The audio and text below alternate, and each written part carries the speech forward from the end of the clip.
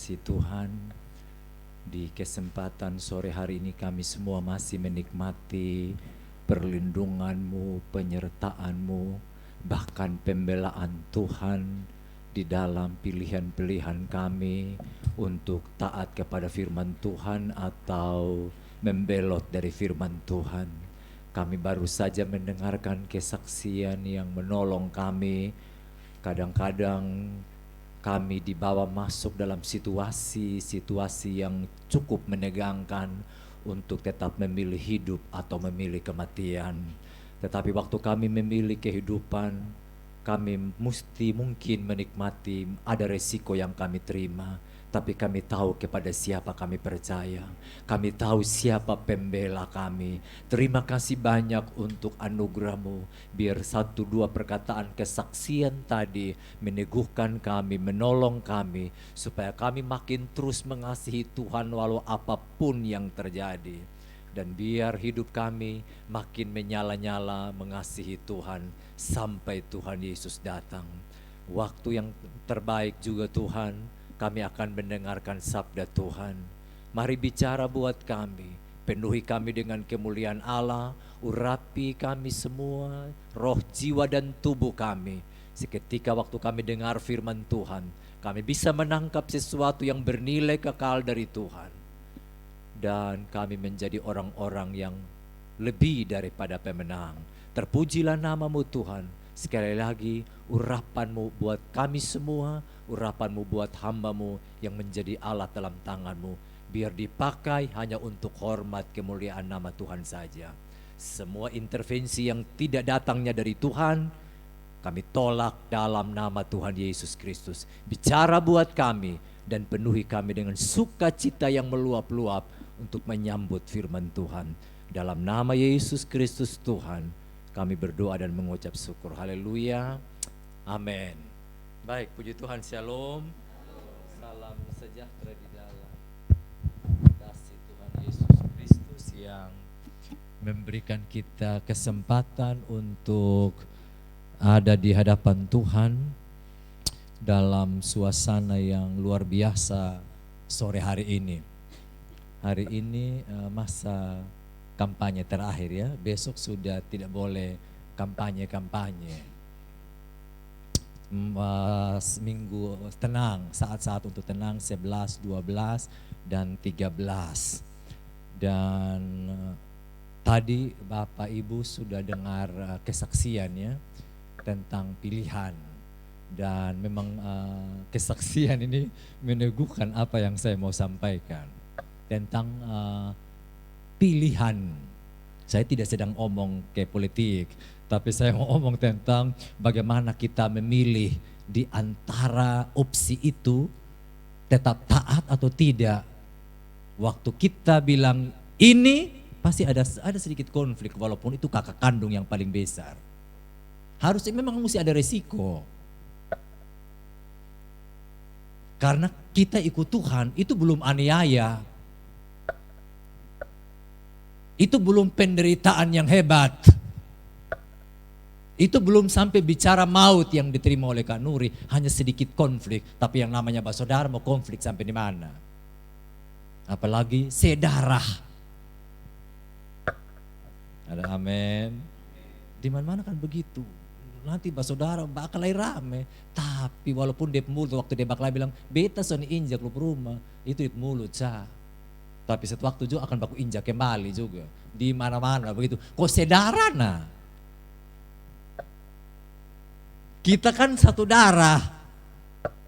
Baik, kita buka Matius pasal yang kedua. Ayat yang ke-13.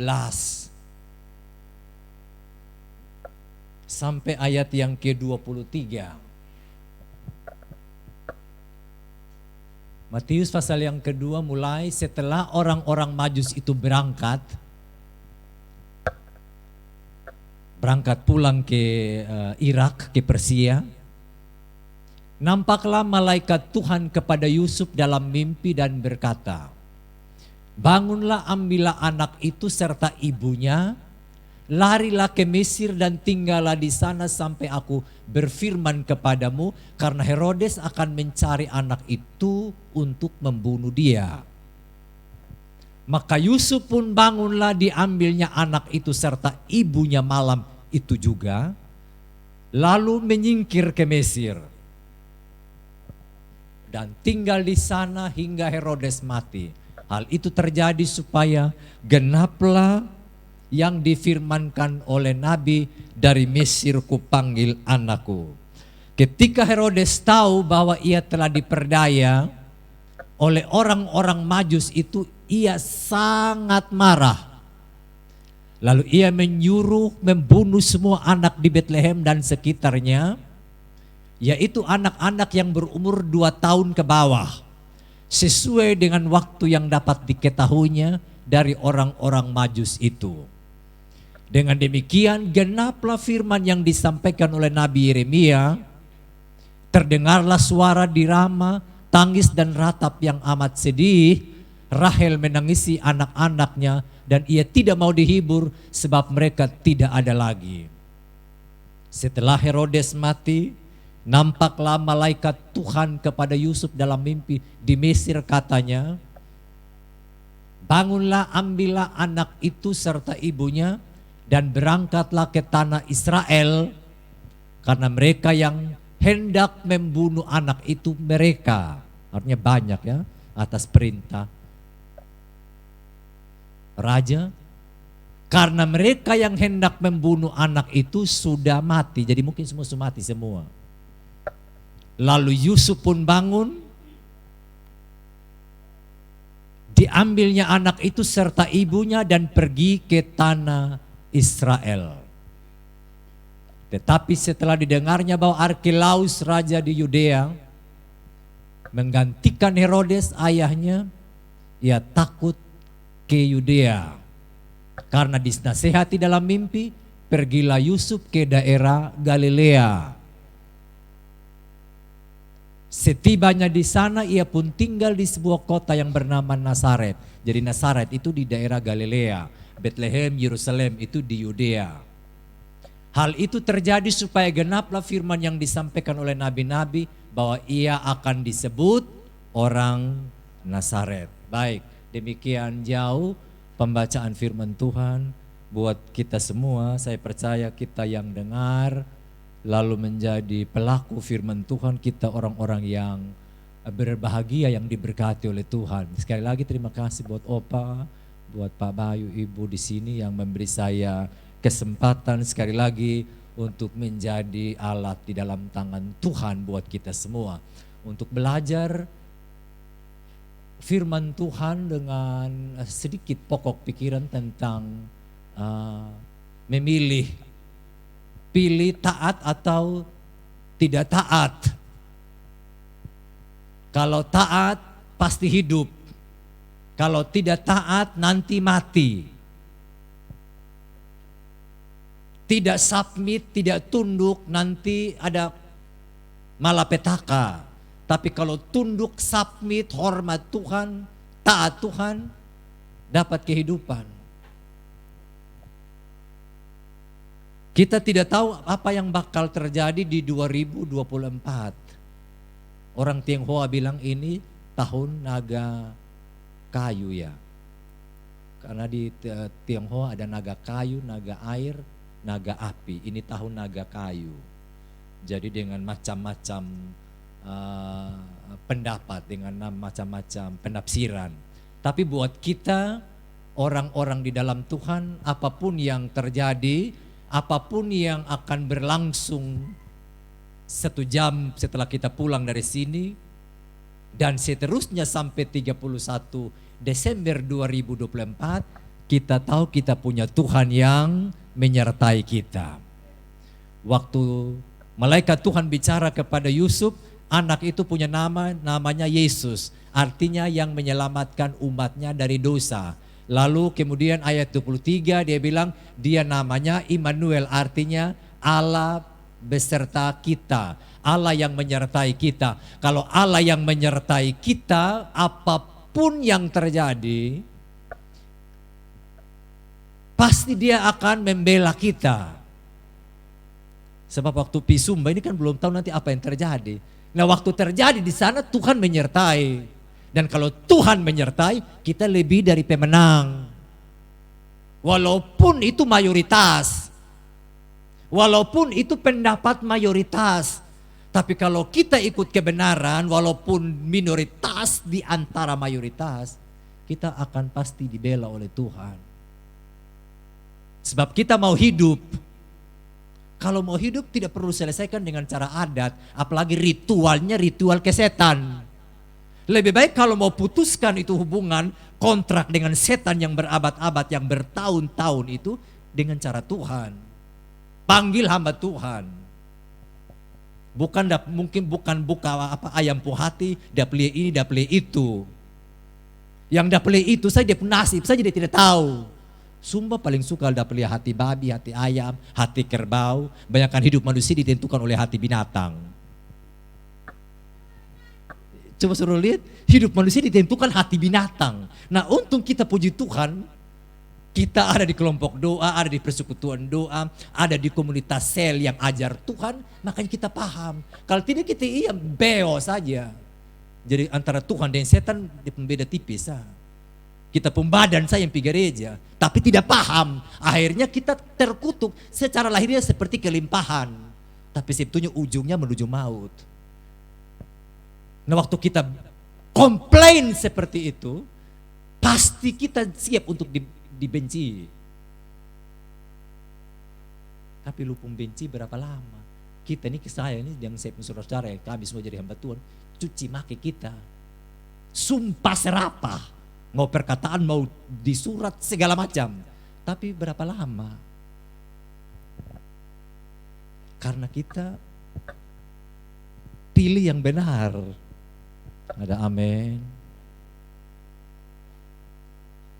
Mau lihat pertolongan Tuhan, pilih yang benar. Sehingga tidak berdampak buruk. Ini cerita kan kita sudah tahu.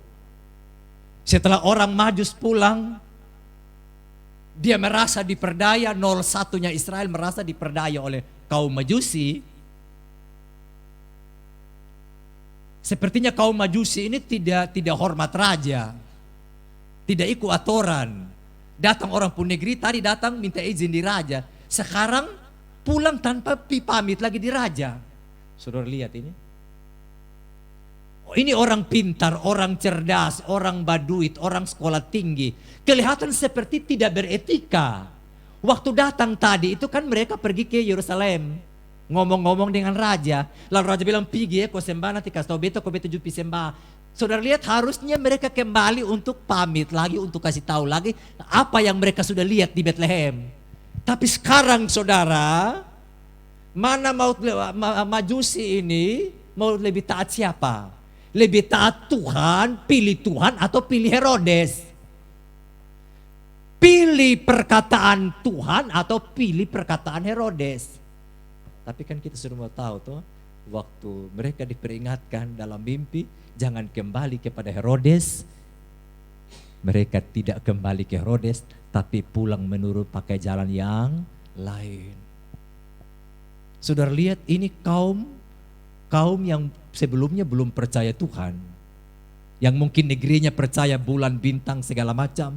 Sampai Tuhan pakai bintang untuk bawa mereka kepada bintang yang sebenarnya. Jadi mereka mau mendapatkan kehidupan yang terus diberkati oleh Tuhan di negerinya, di negeri Persia. Mereka taat kepada perkataan Tuhan. Tidak taat kepada perkataan walaupun itu 01. Walaupun 01 punya banyak antek-anteknya. Punya sejumlah prajurit. Punya sejumlah tentara-tentara yang baik.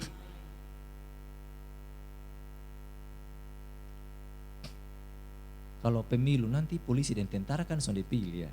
Ya kan Uri ya. Tapi kalau di dalam Tuhan, mau polisi, mau tentara, mau pejabat tinggi, mau pejabat rendah, mau masyarakat hamba sahaya sampai Tuhan, harus pilih yang benar. Beda di politik, polisi tentara sudah pilih. Tapi kalau mau pilih kehidupan, silakan lu polisi, silakan lu tentara.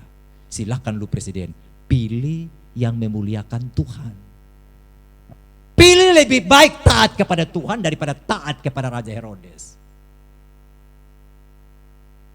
Itu sesuatu yang kita bisa dapat. Sekarang masuk di dalam keluarga ini. Saudara, anak ini kan baru usianya kurang lebih 2 tahun ke bawah, Yesus, bayi Yesus. Anggaplah dibilang kanak-kanak. Anak-anak Yesus. Dia kanak-kanak. Saudara, dalam mimpi itu Tuhan bilang, ambil anak itu dan beserta ibunya, lalu malam itu juga harus lari ke Mesir karena dia mau dibunuh oleh Herodes.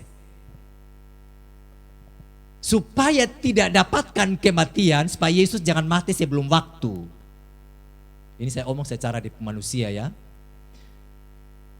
Toh nanti memang dia mati di tiang salib, tapi supaya dia jangan mati belum waktunya, karya penebusan itu belum tuntas, belum selesai, it is finished yang dia bilang di Golgota.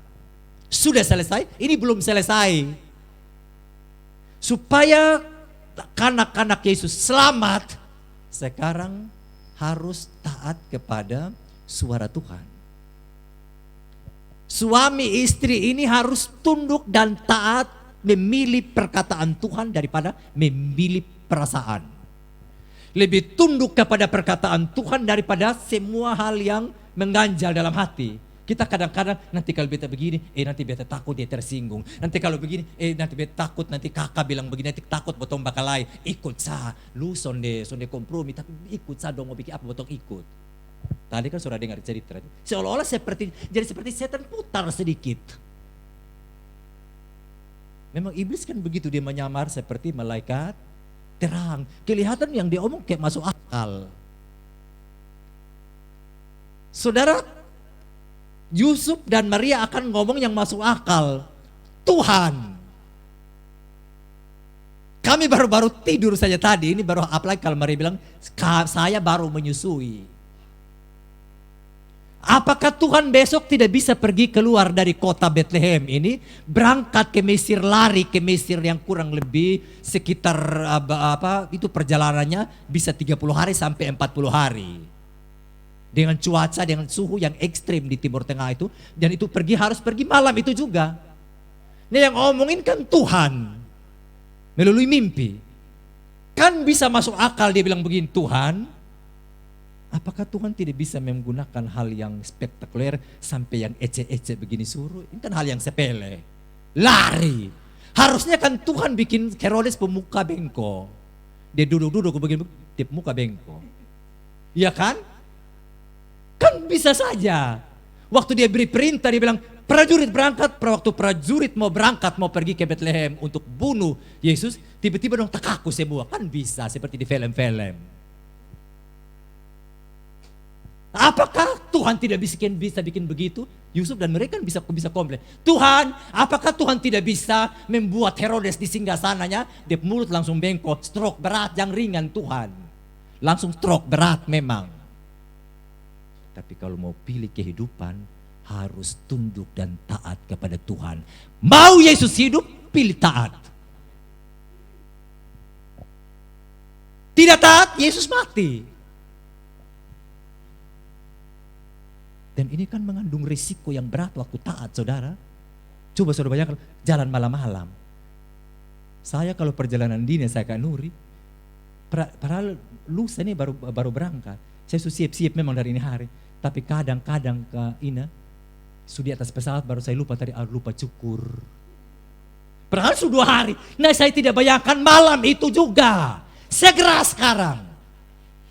Ini kan mempersiapkan anak pun tetek bengek. Ini kan ribet itu. Apalagi bangun takuju bangun di saat sudah baru saja nyenyak. Tiba-tiba bilang bangun. Yang, kalau waktu itu pakai yang, honey baby. Kan bisa, semua pasti akan terlupakan. Segala macam dia pembekal, dia minuman, dia segala. Apalagi kan mereka orang sederhana. Jangan sampai juga pinjam orang pun keledai. Waktu pelayanan saja kan Yesus pinjam orang pun keledai. Artinya tidak punya keledai orang tuanya. Waktu dia ditahirkan di bait Allah, kan yang dipersembahkan merpati dan tekukur. Artinya orang miskin. Belum kopi pinjam siapapun. Dan saudara bayangkan, kalau pilih taat, tidak terlalu pikir apa yang akan bakal terjadi di depan. Saudara mau bayangkan, mana lebih lari cepat ke tentara Herodes punya kok, atau hanya dengan potong mau bermodalkan keledai. Keledai baru sampai di Nona sana, prajurit pun kereta perang, kuda perang, saudara lewat, mampuslah mereka tiga. Kalau otak digunakan dengan sangat masuk akal, lalu dipikir lagi, belum nanti ini kan suhu kita mulai sekarang. Saya dengar semua, saya kan sedang menampung keluarga yang ada sakit di rumah sekarang, itu tumor otak dengan ukuran 8x8x5 waktu setelah MRI. Waktu di Wengapu baru ukuran 4,4 apa kita menggunakan CT scan. Di Siloam MRI jadi 8. Itu sudah dari tanggal 13 Desember sampai hari ini belum operasi karena rumah sakit penuh. Semua penuh, kan harus belah kepala. Saya bayangkan ini sekarang ini musim hujan begini saja. Hujan juga belum terlalu hujan betul, tapi seluruh rumah sakit KAIN ini sampai sudah penuh. Bayangkan pasien yang dari Nolbaki saja sekarang ada di bawah di Boromius, tinggal di Nolbaki, tapi kan cari semua rumah sakit semua penuh. Saya tidak bayangkan waktu itu dengan perginya, panas dinginnya, ini anak ini bisa flu, bisa demam tinggi. Tapi kalau pilih ketaatan, jumpa kehidupan. Walaupun apa yang terjadi, tapi tunduk saja. Harusnya kan komplain kepada Tuhan. Harusnya kan komplain kepada malaikat Tuhan. Tuhan nanti ke mana di jalan? Lalu waktu itu di jalan lagi tidak ada IM dan AM. Tahu IM dan AM, Alfamaret dan Indomaret. Kalau bakal habis mau belanja di mana? Mau minta siapa? Itu kan padang pasir. Nanti saudara coba lihat di Alkitab di bagian apa? Peta perjalanan itu jarak antara Bethlehem menuju ke Kairo kalau waktu itu tinggalnya di Kairo. Itu perjalanan yang sangat jauh. Nanti dari Kairo menuju ke Nazaret. Itu cukup jauh. Mungkin sekitar 2000 kilometer. Kak Nuri kalau Timur Leste itu dari Kupang ke Timur Leste berapa kilo itu? Ada 8 jam ya, tapi tidak sampai 2000 kilo. Itu saya pinggang dong Bengko. Berapa Pak Bayu? Kurang lebih 400 baru 400 kilo. Tapi kalau bayangkan waktu saya coba saya search di Google, ternyata jarak Mesir sampai ke Nazaret itu kurang lebih 2000 kilometer dengan keledai 2000 kilo. Dari Mesir menuju ke Nazaret. Jadi nanti hitung sendiri sudah saya lupa ada catatan dari Bethlehem ke Nazaret itu sekitar berapa 150 kilo lah. Nah, hitung sudah dari Bethlehem menuju ke Mesir. Bethlehem ke Mesir, Mesir ke Nazaret. Itu kan bikin anak bisa demam tinggi, bisa sakit, bisa segala macam. Kita tidak jalan saja flu-nya minta ampun, padahal tinggal di tempat. Apalah jalan pakai malam-malam. Tuhan, sudah bisa besok pagi kah? Tuhan bisa tahan sedikit toh? Atau bikin ke raja mengantok tahan, semua prajurit mengantok tahan dan biar besok pagi baru potong berangkat. Kan jalan pagi kan lebih nyaman, lebih lihatin terang. Nah, apalagi waktu itu kan jangan sampai tidak ada kompas. Jadi dong jalan tabrak-tabrak Mesir di mana ini? Kan belum pernah pergi Mesir. Hanya bertiga. Dan keledai apalagi yang manusia santo kompas apalagi keledai. Ada amin. Tapi mau lihat hidup taat kepada Tuhan. Tepuk tangan dulu buat Tuhan. Mau lihat hidup taat.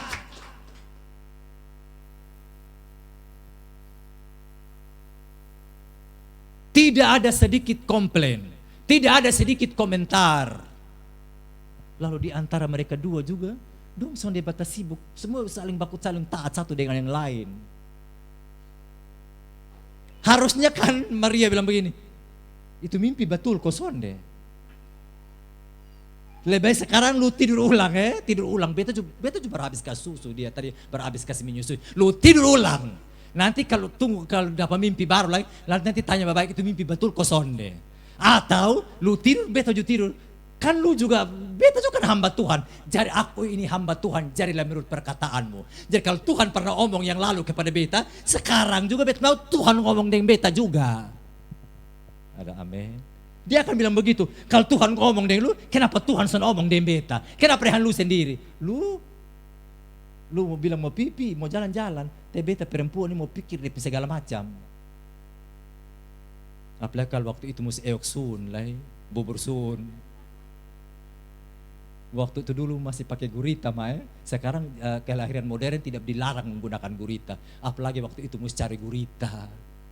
Simpan di mana, taruh di mana.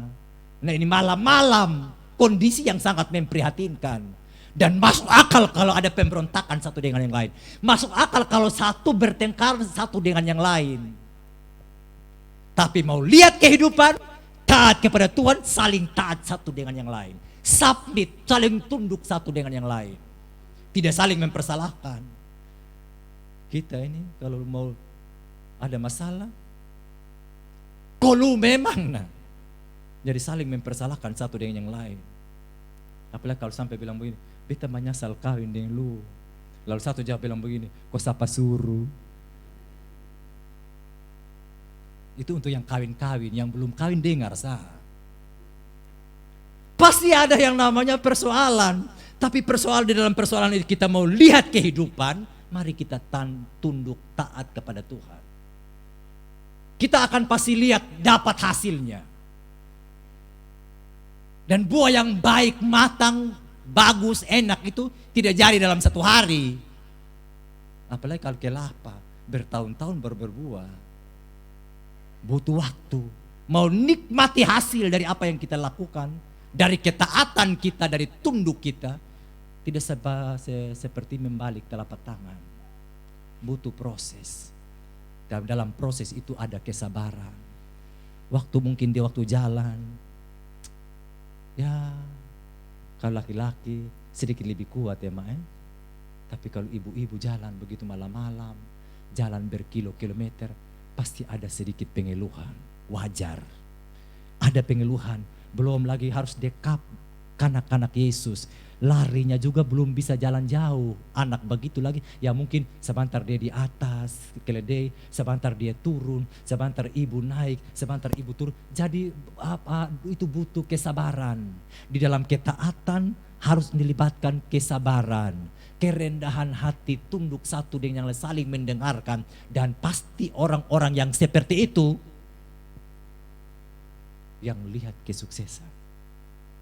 Saya series di Google lagi, saya cari di Google lagi saudara. Nanti pulang cari ya. Di Google gereja sampah. Tentang gereja sampah ya, pulang ya. Kalau mama atau bapak orang yang agak tidak bisa, suruh anak cari tentang gereja sampah di Mesir. Di gunung saya sudah lupa itu. Pokoknya lebih kental istilah bilang gereja sampah. Nah orang-orang Kristen di sana, mereka pemulung. Mereka tidak dihargai oleh pemerintah sebelumnya. Tapi dengan kejadian gunung batu itu berpindah lalu sekarang dijadikan gereja. Dan banyak orang percaya, orang-orang Kristen di Mesir dihormati, dihargai. Dulu tidak dilibatkan untuk kerja di pemerintahan. Dan kalau saudara lihat penduduk Israel sekarang tahun 2018 ya, penduduk Israel itu 8,8 juta. Penduduk Israel. Seluruh penduduk Israel 8,8 juta. Kalau penduduk Mesir itu 75 juta. Seluruhnya. Tapi orang Kristen di Mesir, Kristen Koptik ada 14,6 juta jiwa. Orang Kristen. Artinya lebih besar banyaknya daripada total bangsa Israel. Bangsa Israel total jumlahnya 8,8, sedangkan Kristen di Mesir 14,6 juta. Artinya 15 sampai 20% dari total jumlah penduduk Mesir. Artinya banyak. Dan seluruh Timur Tengah, negara-negara Arab, Kristen terbanyak itu mereka Kristen Koptik, Ortodoks Koptik itu di Mesir. kehadiran Yesus di sana justru akhirnya membuat banyak orang percaya Yesus sekarang. Itu bangsa yang memperbudak Israel selama berapa tahun? 430 tahun Mesir memperbudak Israel. Harusnya kan mereka komplain, Tuhan, tidak adakah tempat yang sedikit lebih dekat? Tuhan, itu kan negeri kafir. Tuhan, itu kan yang pernah jajat kami pun nenek moyang. Harusnya Yusuf dan Maria komplain dengan Tuhan seperti itu. Apakah tidak ada yang sedikit lebih baik tempatnya? Tapi kalau mau lihat hidup, taat sekali lagi. Sampai harus melewati, kan ada Yordania, ada Libanon, ada negara-negara sekitar. Kenapa harus mesti berangkat lari lagi dengan keberangkatan yang begitu jauh, situasi yang panas, yang dingin, dengan penyamun. Saya tidak bayangkan kalau mereka waktu itu bawa kan yang dibawa orang Majus Kanuri kan ada emas ya.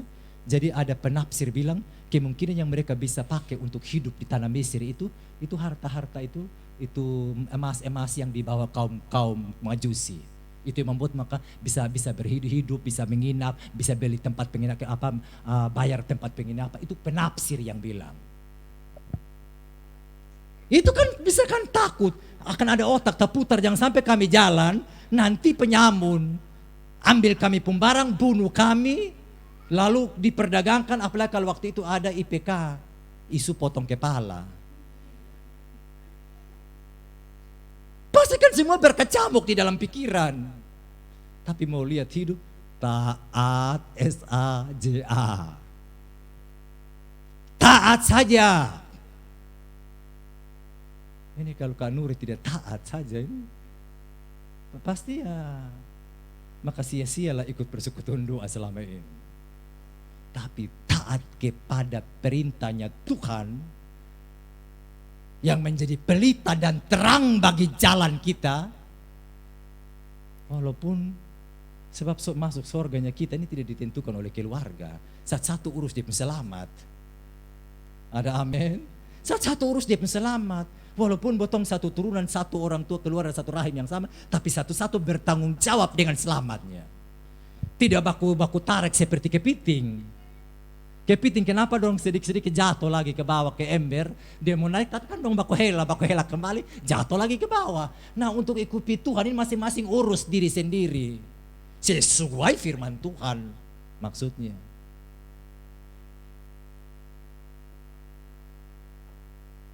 Jadi kekasih Tuhan, lihat kehidupan waktu kita mulai taat. Apa yang Tuhan bilang jangan, kita ikut.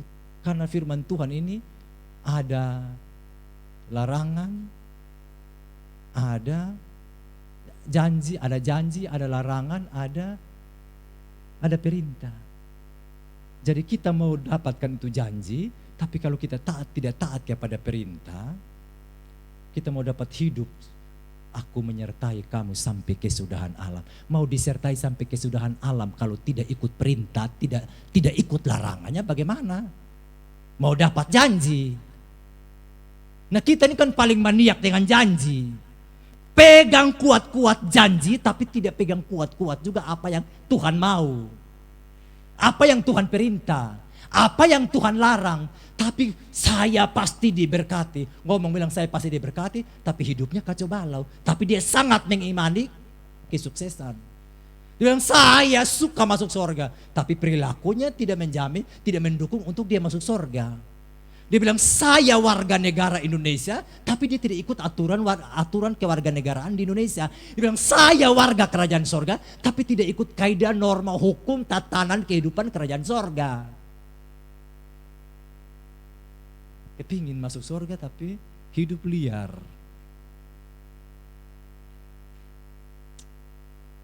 Mau lihat hidup tidak dilibas oleh setan yang namanya Herodes. Mari taat kepada suara Tuhan, taat kepada firman Tuhan, taat kepada komandonya Tuhan. Jangan kasih komplain yang seolah-olah kita kasih kecil Tuhan pun kuasa. Kalaupun mereka komplain masuk akal. Masa disuruh malam-malam seperti Tuhan sudah tidak bisa bikin apa-apa lagi. Sampai pakai hal yang remeh-temeh begini. Ini sebetulnya kan hal yang kan ini kan lari, ini kan lari berangkat, ini kan sebetulnya hal yang normal. Jadi kalau menghindari orang bijak itu kalau lihat malapetaka, ada ayat firman Tuhan dia menghindar orang bijak. Tapi kalau orang bodoh dia pergi lalu kena libas. Dia maju terus lalu kena libas. Orang bijak dia menghindar. Seperti Tuhan Yesus kadang-kadang sewaktu-waktu dalam pelayanan dia menghindar. Karena belum waktu untuk dia mati. Nanti kalau dia mau mati betul-betul dia serahkan diri. Jadilah kehendakmu Bapa dan bukan kehendak. Tapi kalau belum waktu jangan pisorong diri. Bisa menghindar.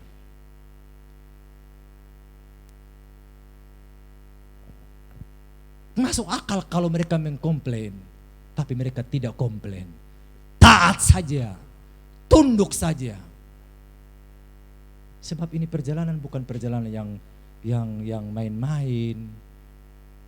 Ini saya coba kasih cerita sampai halus bikin runtuh. Saudara bayangkan coba kalau kita di posisi Maria.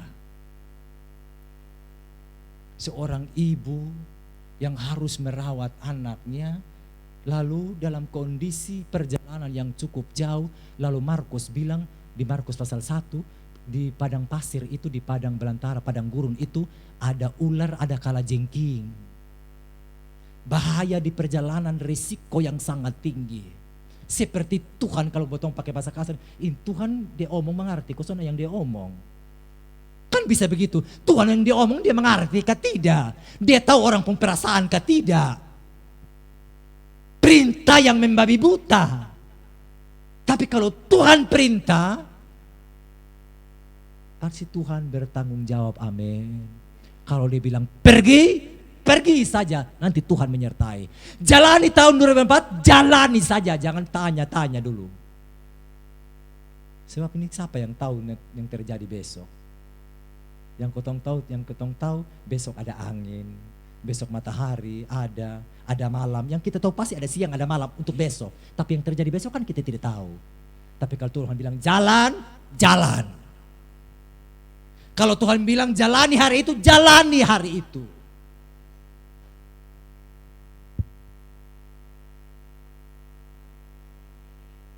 Lalu kalau mau untuk lihat kehidupan saudara, selain pilih yang tepat dengan taat, sekarang juga pilih mau bertumbuh atau tidak bertumbuh. Jadi tadi pilih taat atau tidak taat. Kalau pilih taat dapat hidup, tidak taat dapat mati. Sekarang pilih bertumbuh, hidup. Tidak bertumbuh, nanti mati. Akan ada ratapan di, Pak Bayu tolong, akan ada ratapan di mana? Di Rama. Kalau tidak bertumbuh saudara, itu jadi sasaran setan untuk kita disembelih. Tapi kalau bertumbuh di mana? Dalam persekutuan doa. Bertumbuh di mana? Di dalam komunitas sel, di dalam gereja, di dalam komunitas rohani. Kita bertumbuh dengan baca firman Tuhan, dengan berdoa, dengan ada apa? Tiap hari baca Alkitab, kaina rompung go. Nah, itu ada WA, ada. Nah, itu kita bertumbuhnya di situ. Jadi kalau kita bertumbuh saudara, kita tidak akan gampang dikunyah setan. Yang setuju bilang amin. Tapi kalau begitu stagnan di bawah 2 tahun terus sudah tidak bertumbuh secara fisik, apalagi tidak bertumbuh secara rohani, itu setan paling itu barang empuk buat setan. Jadi supaya hidup bertumbuh dengan baik. Bertumbuh dengan baik dengan cara apa? Makan nutrisi yang baik. Nutrisi yang baik apa? Firman Tuhan. Semua boleh baik, tapi pasti yang lain bikin sakit juga. Apalagi fuyung, hayung, fung, fang, cung, ceng, ganggong. Sebentar asam urat naik, sebentar kolesterol naik, sebentar ini naik, sebentar diabetes naik. Gula naik, segala macam. Saya omong bilang bukan tidak berarti saudara jangan makan enak. Tapi nutrisi yang betul-betul enak, baik, itu firman Tuhan. Makanya dia bilang, manusia hidup bukan dari roti saja. Bukan dari beras saja. Bukan dari nasi saja. Yang kekuatannya hanya kalau makan sebentar jam 7, kayaknya keluarnya besok jam 7 juga mungkin kejamban. Tapi kalau firman Tuhan, ada ayat firman Tuhan berkata, dengan apakah orang muda mempertahankan kesuciannya, kelakuannya bersih, dengan apa? Dengan firman Tuhan. Lalu di dalam catatan yang lain, Di Timotius firman Tuhan itu apa? Mendidik orang dalam kebenaran, ajar orang untuk memperbaiki kelakuan. Segala tulisan yang diilhamkan, tolong Pak, segala tulisan yang diilhamkan Allah bermanfaat untuk mengajar. Pertama Timotius 3 ayat 16 kah? Yang punya Alkitab elektronik bisa cari.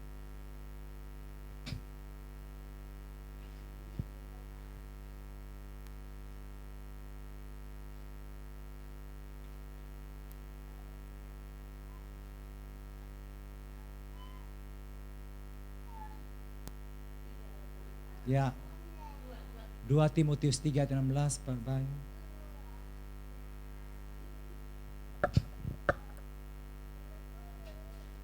Segala tulisan yang diilhamkan Allah memang bermanfaat untuk mengajar. Jadi ajar kita, didik kita untuk menyatakan kesalahan. Jadi kasih tunjuk kesalahan kita. Lalu dia untuk memperbaiki firman Tuhan, untuk memperbaiki kelakuan kita. Lalu didik orang di dalam kebenaran. Memang bermanfaat. Memang berguna. Jadi kita bisa bertumbuh, kita bisa diperbaiki, kita bisa diubahkan, kita bisa jadi orang yang hidup dalam kebenaran. Didik kita supaya hidup dalam kebenaran, belajar firman Tuhan, baca firman Tuhan, makan firman Tuhan. Sebab kalau soalnya kotong soalnya kuat. Saudara lihat, setan datang mau obrak-abrik Yesus, dia pakai apa? Dia juga pakai ayat. Sebab ada tertulis. Sebab ada tertulis. Lalu Yesus juga balas dengan apa? Bukan Yesus pakai tampeleng, bukan tampeleng setan. Yesus juga balas dengan firman. Nah, bisa menang melawan setan begitu kalau kita makan firman Tuhan. Waktu kita makan firman Tuhan, kita bertumbuh. Orang makan lalu sudah bertumbuh. Saya sudah tidak bisa berkembang, agak susah. Bertumbuh justru sudah bisa lah kainnya. Bertumbuh ke atas, berkembang ke samping, ke kiri, ke kanan. Nah, makanan ini untuk membuat orang bertumbuh dan berkembang. Sama juga dengan pohon, dia dapat nutrisi unsur-unsur hara dari dalam tanah dengan akar yang mencari batang air, sumber air di dalam, membuat dia bertumbuh dan berkembang. Makanya nanti dia berbuah. Mau bertumbuh. Di sini paling ya kita suka bonsai. Tapi bonsai kan kita tidak makan apa-apa dia pun hasil. Hanya lihat dia pun bonsai, dia pun bagus, dia bonsai. Tapi tidak dapat sesuatu, kita tidak makan apa-apa. Yang kita rindukan dari sebuah pohon itu kan bukan daun, bukan makan batang. Makan buah, buah pun bukan buah yang asam, buah yang manis. Matang dan manis. Ada amin. Coba kasih tepuk tangan buat Tuhan. Jadi tadi mau hidup, pilih taat. Yang kedua, mau hidup, pilih bertumbuh. Sebab kalau tidak bertumbuh, itu jadi sasaran empuk setan. Oh, ini tidak mengerti firman, jadi kita libas dia. Oh, ini tidak bertumbuh, libas dia. Bayangkan hari menjadi ratapan di seluruh Bethlehem. Karena tidak bertumbuh, karena anak-anak itu di bawah 2 tahun, semua tidak bertumbuh, semua tidak taat, semua hanya itu negeri menjadi negeri yang mengalami duka cita. Karena kematian anak-anak umur di bawah 2 tahun. Jadi mau lihat hidup, bertumbuh. Sebab kalau tidak bertumbuh, kita capek, siram air terus, mabok dan basiram, tapi tidak bertumbuh. Apalagi kalau airnya yang disiram lagi pakai air comberan, pasti nanti itu tanaman mengandung bahan kimia yang membuat racun. Tapi kalau airnya air hidup, ada amin. Ini saudara pun persekutuan kan namanya air hidup. Pasti yang dimaksud selain Roh Kudus, pasti yang dimaksud firman Tuhan ya. Makanya diambilin kata air hidup. Artinya mesti minum dia yang dia bilang saya ini air hidup.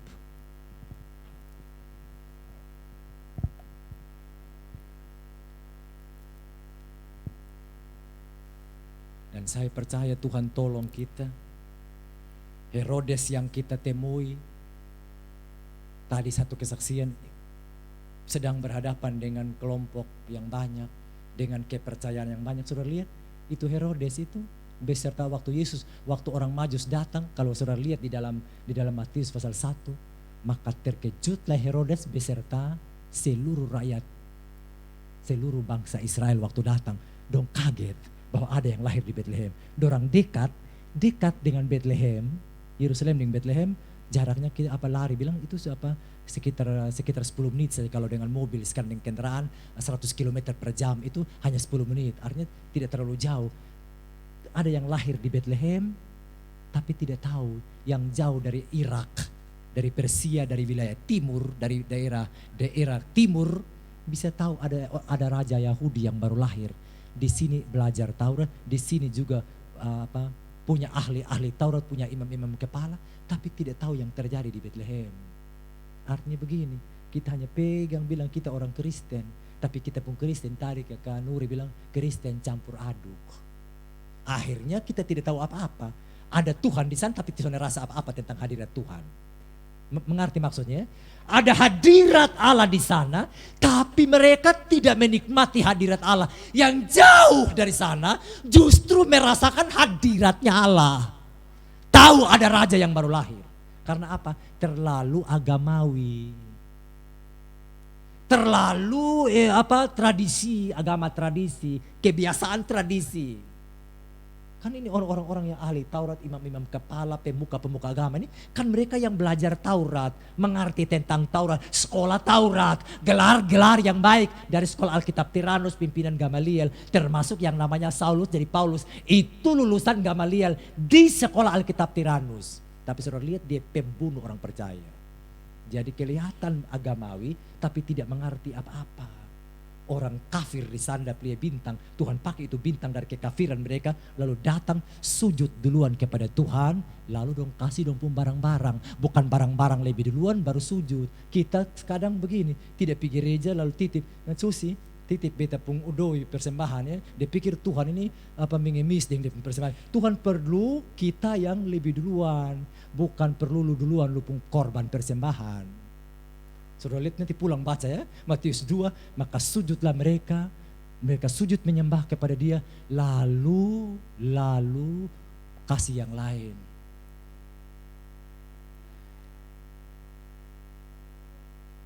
Kiranya Tuhan tolong kita di dalam kesempatan sore hari ini. Tanggal 14 kita pilih. Saya tidak sedang menyodorkan sesuatu 1, 2, 3 kepada saudara, tapi mari kita berdoa siapapun yang terpilih pasti diizinkan oleh Tuhan. Pilih dengan pimpinan Tuhan, sebab semua ini tidak baik. Yang namanya manusia di bumi ini tidak ada yang baik, tidak ada yang sempurna. Kalau mau lihat hidup, pilih seperti Abraham memilih. Jangan seperti Lot memilih. Jangan pilih pakai emosi. Karena baklai dong pun pegawai, lalu lu di sini, beta di sini. Abraham soalnya bilang begitu, malah dia rendah hati. Nah, ponaan, kalau lu pi kanan beta pi kiri. Kalau lu pi kiri beta pi kanan. Jadi tidak pakai emosi-emosian, tidak pakai baklai, satu rumah baku hantam. Yang satu bilang saya 01, yang satu bilang saya 02, yang satu bilang 03. Akhirnya di dalam rumah bakalai, yang duduk kita yang bakalai. Padahal waktu kita masak kita pun komfor juga, kita mesti kerja keras. Bukan dari istana yang kasih kita makan. Kita juga harus bekerja. Ini hanya sedikit motivasi buat kita, dipimpin oleh Tuhan, jangan sampai hanya karena duduknya orang, lalu kita jadi saudara menjadi bertikai. Mari kita berdoa, kalau siapapun yang naik itu pasti Tuhan izinkan. Tuhan yang suruh, yang satu ditinggikan, yang satu direndahkan. Tapi semua untuk kemuliaan Tuhan. Tidak boleh, apalagi kalau pendeta politik praktis, lalu omong bilang pilih nomor ini. Tidak bisa. Mau pilih, mau dapat hidup, taat saja kepada Tuhan, jangan banyak komplain. saling tunduk, saling taat satu dengan yang lain. Tidak boleh saling mempersalahkan, tapi saling mendengarkan. Apalagi suami istri, pimpinan persekutuan doa dengan anggota persekutuan doa saling mendengarkan, saling memberi dukungan, saling mendoakan. Satu di Sumba, kalau Kak Nuri di Sumba, di sini mendukung. Jadi ada saling mendukung satu dengan yang lain, saling menopang satu dengan yang lain. Sehingga Amos bilang, saya lupa apa, berjalankah dua orang itu kalau tidak berjanji. Jadi kalau kita jadi dua orang ini bisa jalan sampai ke Mesir, kan dong dua sepakat. Lalu firman Tuhan dalam Matius 16 berkata, kalau dua orang sepakat di bumi meminta kepada Tuhan, maka Allah yang dari surga akan mengabulkan permintaan mereka. Kalau dua orang sepakat. Lalu ayat-ayat selanjutnya berkata, di mana 2-3 orang berkumpul dalam namaku, di situ Tuhan ada. Tapi sebelumnya dia bilang kalau dua orang sepakat di bumi. Jadi kalau dua baku sepakat, tunduk, taat, saling dengarkan, pilih, saling mendengarkan, lihat mujizat. Dan mujizat yang terjadi, Mesir jadi negara orang yang beragama Kristen 15-20%. Dari Yesus Sang Tuhan yang membebaskan orang dari perbudakan dosa. Kalau dulu Mesir memperbudak orang secara fisik, tapi waktu kehadiran Yesus sebagai pembebas secara rohani, akhirnya betul kosong. Dia negara Arab. Walaupun dia ada di Afrika Utara, tapi dia termasuk negara Arab. Tapi negara Arab yang bisa hormat Tuhan, percaya Tuhan Yesus. Lalu yang berikut, mau lihat kehidupan, mari kita jadi orang yang bertumbuh. Bertumbuh baik dengan cara makan yang baik. Kalau makan serampangan, juga makan sembarang, bukan bertumbuh lagi, nanti penyakit. Makan makanan rohani yang baik. Saya bersyukur, saya mengikuti YouTube Air Hidup ya. Pengurus persekutuan doa mengundang pendeta-pendeta, hamba-hamba Tuhan yang memberikan nutrisi yang baik buat anggota persekutuan doa di sini. Saya subscribe, jadi sering muncul di YouTube saya, jadi saya tahu perkembangannya. Saya ikuti siapa yang berdiri di sini. Jadi waktu nutrisi diberikan sungguh-sungguh kepada yang mendengar, pasti orang-orang di dalamnya bertumbuh dengan baik. Kalau nutrisinya tidak tercukupi, asupan nutrisi tidak tercukupi, yang makan juga tidak bertumbuh dengan baik. Tapi asupan nutrisi baik, bertumbuh dengan baik. Kiranya Tuhan Yesus tolong kita. Pilih yang benar. Pilih yang baik. Pilih ketaatan. Pilih pertumbuhan, dapat kehidupan. Mari tundukkan kepala, Tuhan memberkati kita. Haleluya.